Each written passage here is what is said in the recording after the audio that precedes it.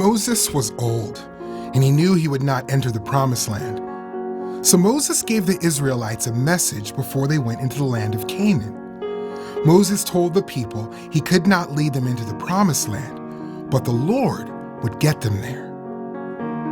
God would go before them and defeat their enemies. Moses explained that Joshua would be their new leader. Moses assured the people that they didn't need to be afraid.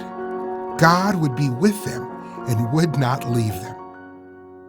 Then Moses wrote down God's law and gave it to the priests.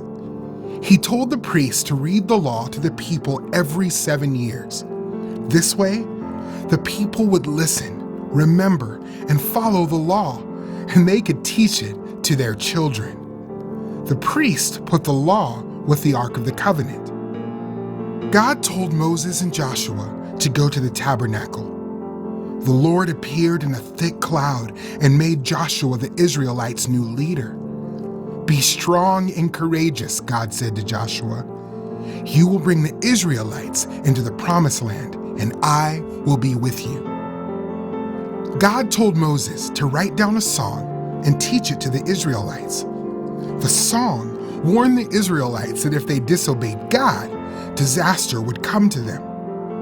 So Moses wrote down the song and read it to the Israelites so they would remember God's words.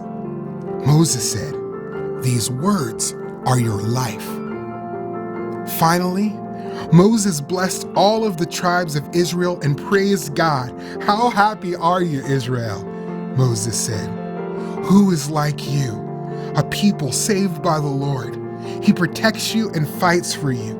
Your enemies will be afraid, and you will defeat them." Then Moses went to the top of a mountain where he could see the promised land across the Jordan River. Moses died there and was buried, and the Israelites wept. Then the people turned to Joshua, their new leader, who would take them into the land God promised. Moses was a good leader for God's people. No other prophet in Israel was like Moses until Jesus came. The Bible says Jesus deserves more glory than Moses. Jesus is our perfect leader. He died and was raised so that Moses and every believer in all of time can enter the promised land of God's kingdom.